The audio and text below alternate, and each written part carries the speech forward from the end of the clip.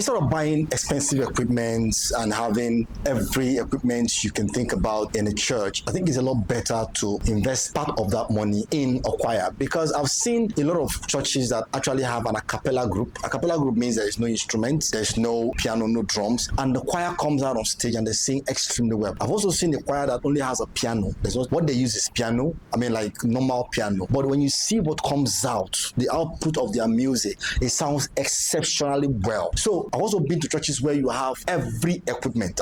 Piano, drums, like what we have here is small. You see a lot of equipment. Yet, what comes out from that stage, you would cry. You'll be like, so why all this unnecessary investment? Why all these expensive speakers, expensive pianos? Some even go as far as buying Note 4 piano, thinking that it's going to make the choir sound good. At the end of the day, the choir doesn't sound good. Now you spend about 50 million naira investing on what cannot play itself, what cannot sound out by itself. Whereas those who are supposed to make those things work are empty-headed, so to say. They go there, they can't play well, they can't sing well. And every Sunday you complain or you feel bad about the way the church is set and all that. Whereas you can just invest half of that money into developing the human beings in that church. I went to a church some time ago, and it's sad to say, I went there, I saw so many equipment. Actually, I had about 2 saxophones, about 2 trumpets, if I'm not mistaken, had a couple of talking drums, had basically every instrument I would expect a standard choir to have. And then there was a very, very beautiful stage, colorful with lights, everything you can think about. If I look at the stage, I could see that I spent billions on that stage. So I hope that, okay, let me see what will come out of the choir when they stand on the stage. A couple of them came on stage, about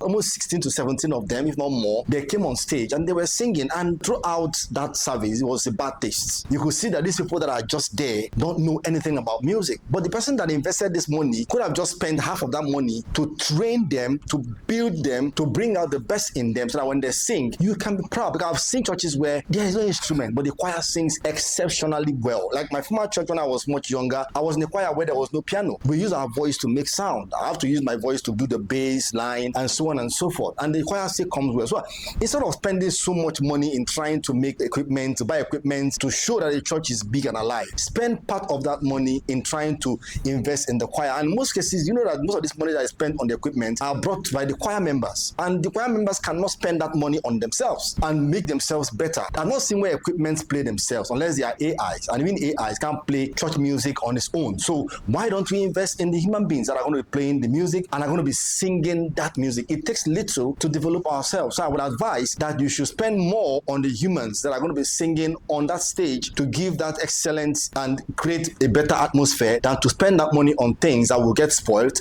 and that will not give you anything unless somebody plays them or somebody uses them.